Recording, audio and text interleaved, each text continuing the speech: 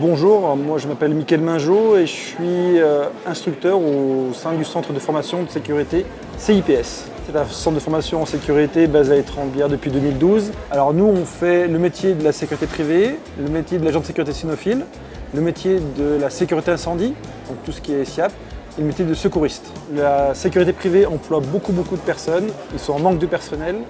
Et du coup, pour intégrer cette profession, il faut des formations obligatoires imposées par l'État, que nous délivrons.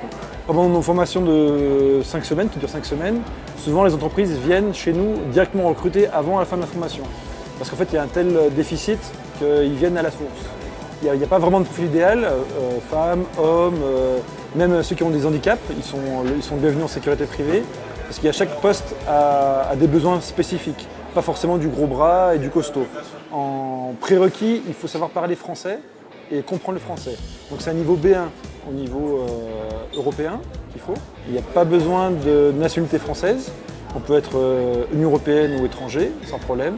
Par contre, en prérequis, on demande un casier judiciaire vierge. Donc c'est l'État qui contrôle la moralité de la personne.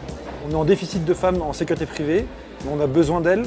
Pourquoi ? Parce que, par exemple, en palpation, des femmes ne peuvent que palper des femmes et des hommes que palper des hommes.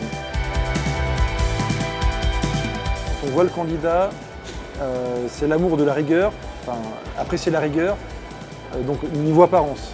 Donc c'est sûr que celui qui vient avec des piercings de partout,